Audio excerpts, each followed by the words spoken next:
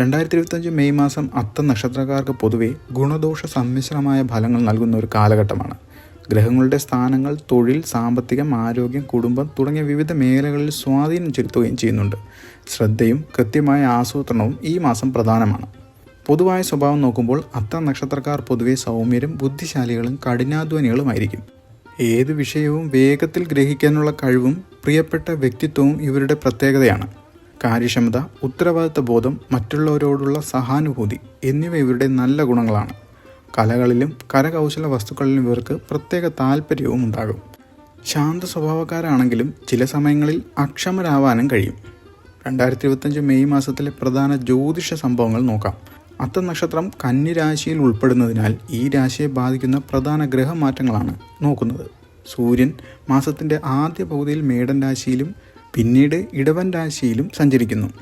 വ്യാഴം മാസത്തിൻ്റെ ആദ്യ പകുതിയോടെ ഇടവൻ രാശിയിൽ നിന്ന് മിഥുനൻ രാശിയിലേക്ക് മാറുന്നു.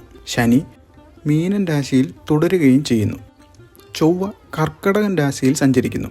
എന്നാൽ ചൊവ്വ ഈ മാസം മുഴുവൻ നീചക്ഷേത്രത്തിലാണ് ഉള്ളത്.